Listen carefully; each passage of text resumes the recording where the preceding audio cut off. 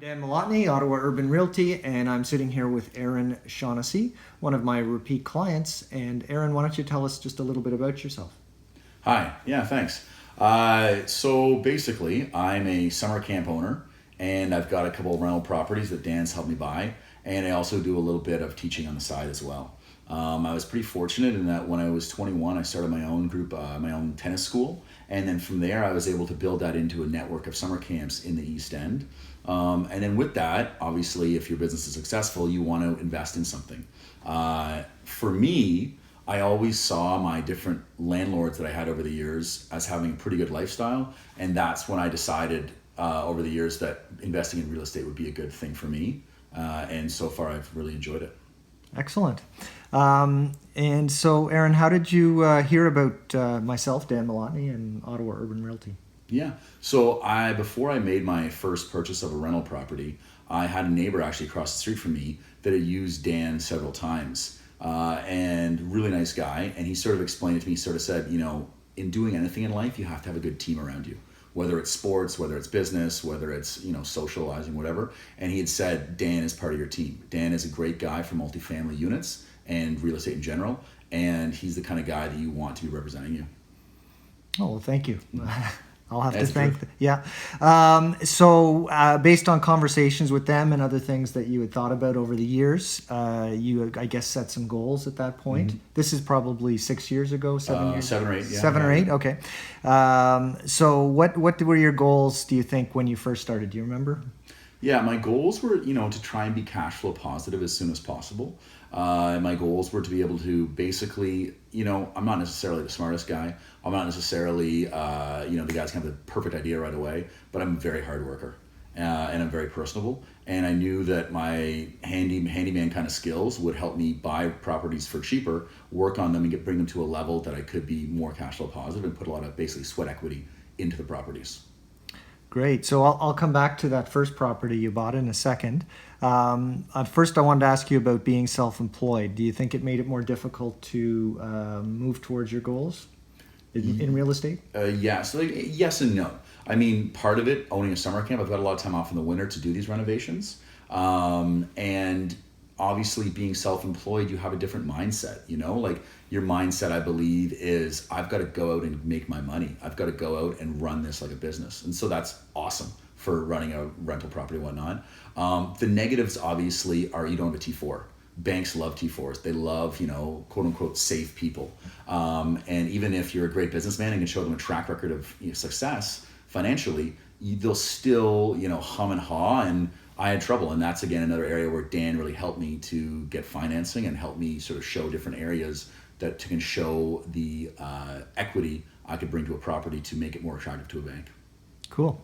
Okay, so with the first property, I guess we could say it was a little bit challenged, but it was in a great location. Yes, definitely. And you put a lot of sweat equity, Mm-hmm. Yeah. probably a little bit of money. Yeah, certainly definitely. sweat equity. Definitely. And certainly with the increase of the Ottawa market has helped. Yeah, But definitely. the years 7 or 8 years there have been fairly lucrative, I guess. Definitely. Yeah. Definitely. Yeah. And that's helped you move towards. I just actually closed today on a property in Pembroke, so a sixplex in Pembroke. Yeah.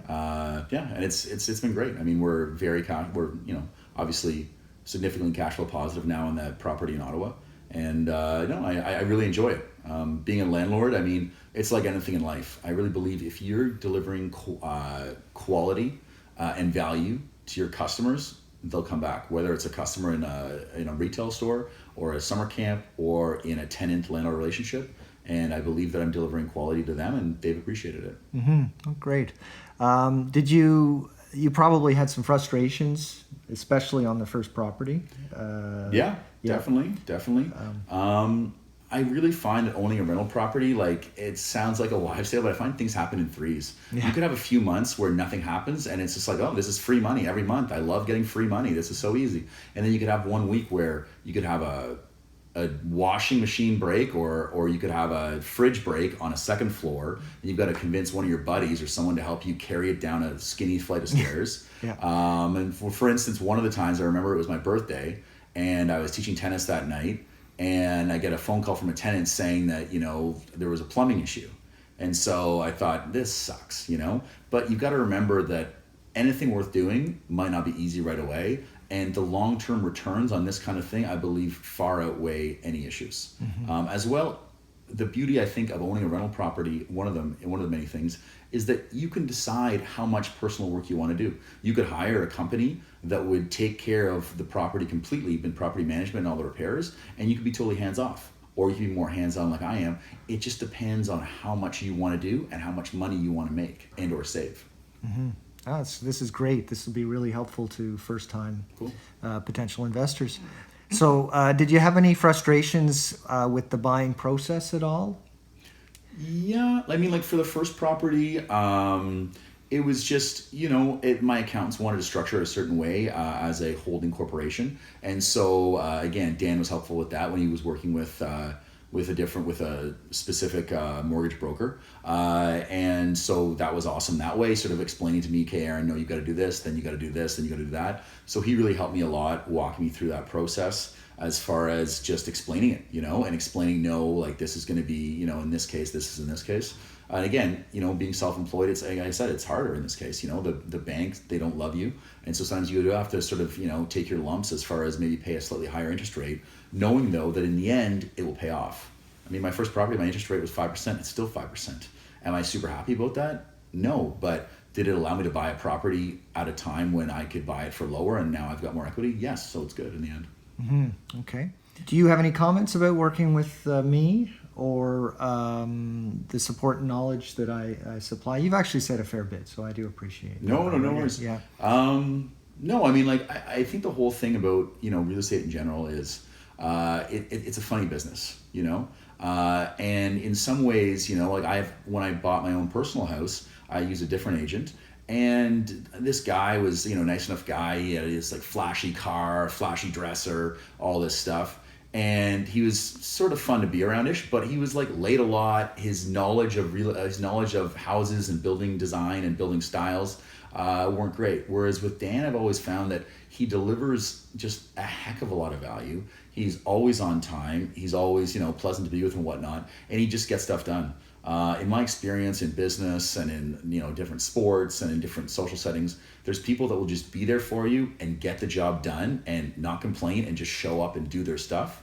And then there's everyone else. And Dan definitely is in that first category. He just gets stuff done, and the value that he adds to you in all his different areas of expertise and knowledge is immeasurable. And it's helped me, very much, whether it's in his very shrewd negotiating skills, where each property I bought for much less than the asking price.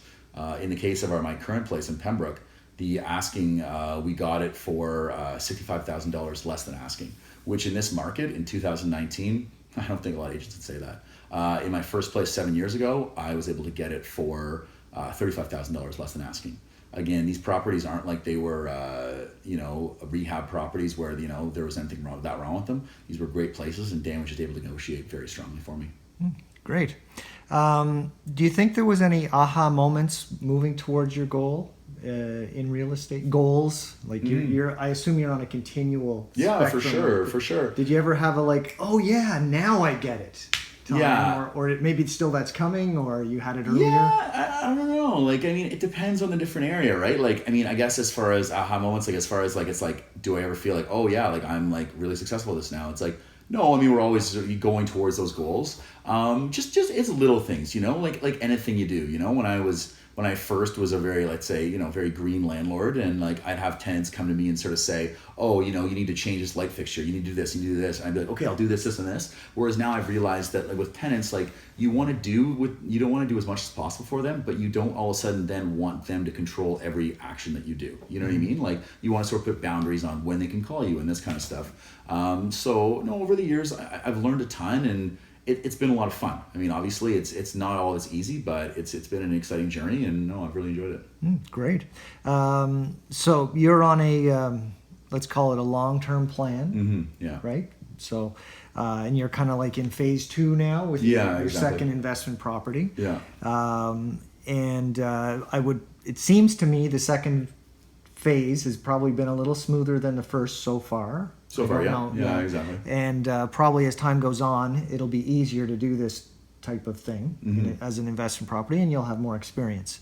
Do you have any comments on that? I mean, basically, I think the whole thing that's like Rob, my neighbor across the street, told me back then about, using Dan and having a good team around you, is that, you need to understand how much to bite off, basically, like how big of a property to buy, how to do it, obviously selecting a good agent like Dan, having a good bank behind you, and having a good handyman. I can do a lot of the stuff myself, but there's certain times when you just sort of realize, no, like I'm out of my depth here. I need help from a professional. But yeah, as far as reaching those other goals, I mean, I'm super happy to have gotten that sixplex now. And I'm looking forward to doing something bigger in the future.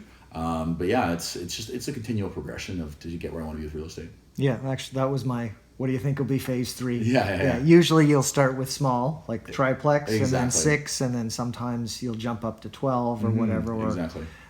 Or sometimes people will stop. They'll say, okay, that's enough. This is all I need. Exactly. So there's different ways to go about it. So the process so far, it's been a little rocky, but it's been good. Yeah. Oh, definitely. Yeah. Yeah. And it sounds like you're excited to continue moving forward with real estate. Totally. I mean, the whole thing about me, like I said, is I'm not some guy that has his nose in a book all the time. And most of my friends and business associates will tell that to you. But I'm a hard worker. And I really believe, as far as investing in real estate, I love it because, you have the idea, like I remember, I think I was in university and I saw the whole Enron scandal. And I thought to myself, I never want to be that guy. I never want to be the guy that puts all his money in stocks and have some like crooked accountant swindle it from him. Like, to me, the beauty of real estate is that, and the beauty of working with a guy like Dan is that he, you talk together and you say, what's this place worth? What are the numbers on it? What I can get out of it? And I know at night, as long as my insurance is paid and my electrical is good and this and that I will get returns on my property. No accountant can come in and all of a sudden say, oh, your property's worth 0. Versus with stocks and bonds, different investments, 2007, 2008, all of a sudden everything goes down. That's what I love about real estate, and that's what I love about working with someone like you, as far as you can value different projects, value different houses, what you're gonna get out of them, and then what you can move forward knowing, and like I can sleep peacefully at night knowing that my properties are in good working order and that is money I have to use for something later potentially. Aaron, thank you. You are one of my dream clients. Oh, thank you, and Dan. I look forward to continuing. Awesome. Sounds good. Process. Thanks so much.